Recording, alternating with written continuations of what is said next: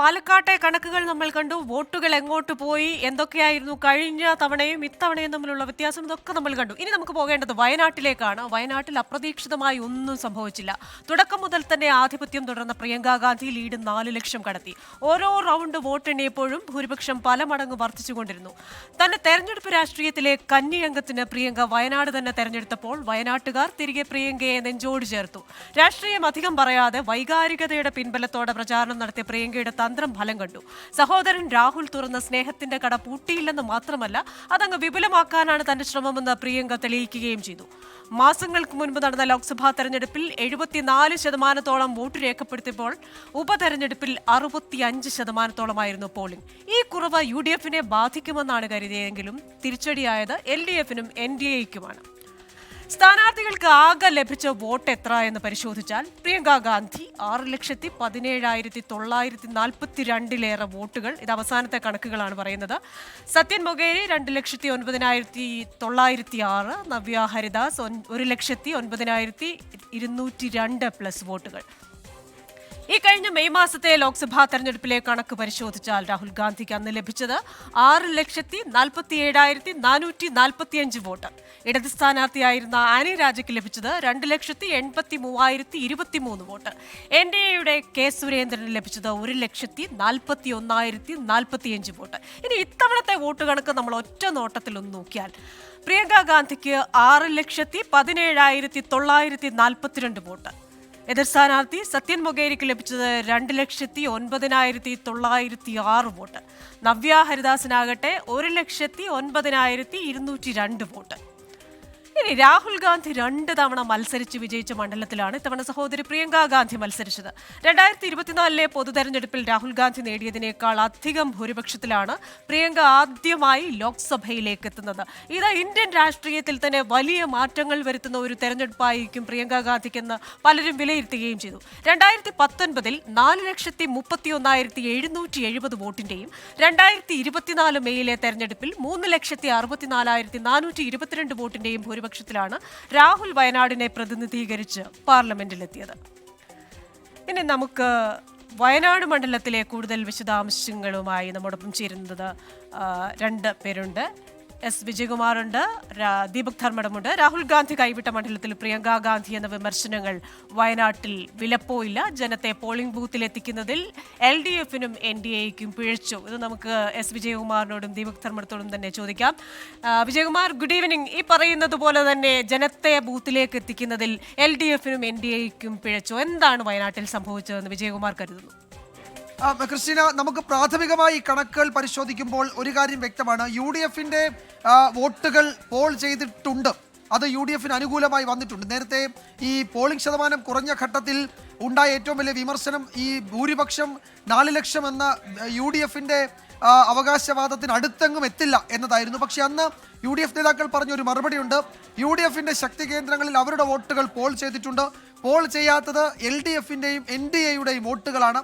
ഏതാണ്ട് ആ വിശകലനം ശരിയാണ്, ആ അവകാശവാദം ശരിയാണ് എന്ന് വ്യക്തമാക്കുന്നതാണ് ഈ കണക്കുകൾ. നിശബ്ദമായിരുന്നത് ഇടത് കേന്ദ്രങ്ങളിലെ വോട്ടുകൾ തന്നെയാണ്. നിശബ്ദമായത് ഒരു പരിധിവരെ BJP വോട്ടുകളാണ്.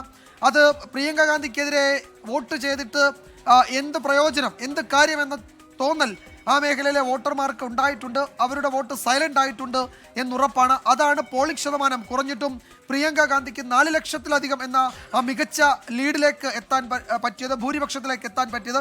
അപ്പോൾ പ്രാഥമികമായി നമുക്ക് മനസ്സിലാക്കാൻ കഴിയുന്ന വളരെ ലളിതയുക്തിയിൽ നമുക്ക് വിലയിരുത്താൻ കഴിയുന്നത് അവിടെ നിശബ്ദമായി പോയത് ഇടത് കേന്ദ്രങ്ങളിലെ വോട്ടാണ്. ഒരു പരിധിവരെ BJP വോട്ടുകളാണ്. UDF-ന്റെ വോട്ടുകൾ ഏകപക്ഷീയമായി പോൾ ചെയ്തു. അതുകൊണ്ടാണ് മികച്ച വിജയം, ഇത്രയും വലിയ ഭൂരിപക്ഷം ഈ കുറഞ്ഞ പോളിംഗ് ശതമാനത്തിലും പ്രിയങ്ക ഗാന്ധിക്ക് നേടാൻ കഴിഞ്ഞത്. അത് ഇപ്പോൾ ഇടത് മുന്നണിയുടെ കൺവീനർ നേരത്തെ പറയുകയായിരുന്നു, നമ്മൾ എത്ര പ്രവർത്തിച്ചാലും ഒന്നും ചെയ്യാൻ പറ്റാത്ത ഒരു മണ്ഡലമാണ് വയനാട്. അവിടെ ഇതിനപ്പുറത്തേക്ക് ഒരു മുന്നേറ്റം ഒന്നും ഉണ്ടാക്കാൻ കഴിയില്ല എന്ന് ഇടതു മുന്നണി തന്നെ സ്വയം വിലയിരുത്തുന്നു. കൺവീനറാണ് പറയുന്നത്. അപ്പോൾ ഓർക്കണം, അവർക്ക് വലിയ പ്രതീക്ഷയില്ലാത്തത് കൊണ്ട് അവരുടെ വോട്ടുകൾ അവിടെ പോൾ ചെയ്തിട്ടില്ല. എന്തിന് ചെയ്യണമെന്ന ഒരുതരം നിസ്സംഗത ആ പാർട്ടി പ്രവർത്തകർക്ക് പോലും വയനാട്ടിലുണ്ടോ എന്ന് തോന്നണം. ഇടത് പാർട്ടിയുടെയും LDF-ന്റെയും BJP-യുടെയും അണികളുടെ കാര്യമാണ് ഞാൻ പറയുന്നത്. പക്ഷേ UDF ആവേശത്തോടെ, UDF പ്രവർത്തകർ, UDF അനുഭാവികൾ, സിമ്പതൈസേഴ്സ് അവർ വന്ന് വോട്ട് ചെയ്തു. അതുകൊണ്ട് പ്രിയങ്ക ഗാന്ധിക്ക് പോളിംഗ് ശതമാനം കുറഞ്ഞിട്ടും മികച്ച ലീഡ് ഉണ്ടാക്കാൻ കഴിഞ്ഞത് അത് UDF-ന്റെ ഒറ്റക്കെട്ടായ പോളിംഗ് തന്നെയാണ്. അത് അവരുടെ വോട്ടേ പോൾ ചെയ്തിട്ടുള്ളൂ. മറ്റു വോട്ടുകൾ അവിടെ കാര്യമായി പോൾ ചെയ്തിട്ടില്ല എന്നതാണ് പ്രാഥമികമായി നമുക്ക് മനസ്സിലാക്കാൻ കഴിയുന്നത്. ശരി, എസ് വിജയകുമാർ. ദീപക് ധർമ്മടം കൂടി നമ്മോടൊപ്പം ചേരുകയാണ്. Deepak, good evening. ഈ വയനാട് രാഹുൽ ഗാന്ധി ഉപേക്ഷിച്ചു പോയ മണ്ഡലമാണ്. പ്രിയങ്ക ഗാന്ധി അവിടേക്ക് വരുന്നു. ഇനി നാളെ പ്രിയങ്ക ഗാന്ധിയും ഇതേപോലെ വയനാടിനെ ഉപേക്ഷിച്ചു പോകാമെന്ന തരത്തിലുള്ള പ്രചാരണങ്ങളൊക്കെ ഉണ്ടായിരുന്നു. പക്ഷേ ഈ പ്രചാരണങ്ങളൊക്കെ അമ്പയെ തള്ളി വലിയ ഭൂരിപക്ഷത്തിൽ പ്രിയങ്ക ഗാന്ധിയെ വിജയിപ്പിച്ചിരിക്കുകയാണ്. വയനാട് അസാധാരണമായതും അപ്രതീക്ഷിതമായും ഒന്നും സംഭവിച്ചില്ല. അവിടുത്തെ ആ ഒരു തെരഞ്ഞെടുപ്പ് വിശകലനം ചെയ്തു കഴിഞ്ഞാൽ എങ്ങനെയാണ്? ക്രിസ്റ്റീന, ഇതിൽ ഏറ്റവും പ്രധാനപ്പെട്ട കാര്യം ഇന്ത്യൻ പാർലമെന്ററി രാഷ്ട്രീയത്തിലേക്ക് പുതിയ ഒരു താരോദയം ഉണ്ടായിരിക്കുന്നു എന്നുള്ളതാണ് ഈ വയനാട് തെരഞ്ഞെടുപ്പിന്റെ ആകത്തുക. അതായത് പ്രിയങ്ക ഗാന്ധി ഒരു ഘട്ടത്തിലും പാർലമെന്ററി രാഷ്ട്രീയത്തിലേക്ക് കടന്നു വന്നില്ല. അവരുടെ കന്നി അംഗം വയനാട്ടിൽ, ആ കന്നി അംഗത്തിൽ വർദ്ധിത ഭൂരിപക്ഷത്തോടുകൂടി, അതായത് ഒരു ദേശീയ തലത്തിൽ ഏറ്റവും സ്റ്റാർ ക്യാമ്പയിനറായ പ്രതിപക്ഷ നേതാവായ രാഹുൽ ഗാന്ധിക്ക് കഴിഞ്ഞ തെരഞ്ഞെടുപ്പിൽ കിട്ടിയതിനേക്കാൾ, അതായത് 6 മാസം മുൻപ് നടന്ന പൊതു തെരഞ്ഞെടുപ്പിൽ കിട്ടിയതിനേക്കാൾ വലിയ ഭൂരിപക്ഷത്തോടു കൂടിയാണ് ഉപതെരഞ്ഞെടുപ്പിൽ സഹോദരി പ്രിയങ്ക ഗാന്ധി കന്നി അംഗത്തിൽ വിജയിക്കുന്നത്. ഏറ്റവും ഒടുവിലത്തെ കണക്കിൽ ചെറിയ വ്യത്യാസമുണ്ട് ക്രിസ്റ്റീന. ഏറ്റവും ഒടുവിൽ വന്ന കണക്ക് പ്രകാരം 6,22,338 വോട്ടാണ് പ്രിയങ്ക ഗാന്ധിക്ക് ലഭിച്ചിരിക്കുന്നത്. അതായത് ഭൂരിപക്ഷം 4,10,931. അതായത് പ്രിയങ്ക ഗാന്ധിയുടെ വോട്ട് ഷെയറിൽ വർധനവുണ്ടായിരിക്കുന്നു വലിയ രീതിയിൽ. സത്യൻ മൊകേരിക്കാണെങ്കിൽ 2,11,407 വോട്ട്. ഒരുപക്ഷെ ഇനി രാഷ്ട്രീയ രംഗത്ത് വലിയ സജീവ ചർച്ചയാവുന്നത് കോൺഗ്രസിലെ പൊട്ടിത്തെറി ഉണ്ടാകുമെന്നൊക്കെ നേരത്തെ നമ്മൾ പറഞ്ഞിരുന്നു തെരഞ്ഞെടുപ്പിന് ശേഷം. പക്ഷേ എന്നാൽ LDFിലെ വോട്ട് ചോർച്ച, അതായത് സാധാരണഗതിയിൽ ഈ 9% പോളിംഗ് ആണ് കുറവായത്. അതായത് 6 മാസം മുൻപുള്ള തെരഞ്ഞെടുപ്പിൽ നിന്നും ഈ ഉപതെരഞ്ഞെടുപ്പിലേക്ക് വരുമ്പോൾ 9% പോളിംഗ് കുറഞ്ഞു. ആ 9% പോളിംഗ് കുറവ് സ്വാഭാവികമായി UDFന് തിരിച്ചടിയാകുമെന്നായിരുന്നു എല്ലാവരുടെയും വിലയിരുത്തൽ.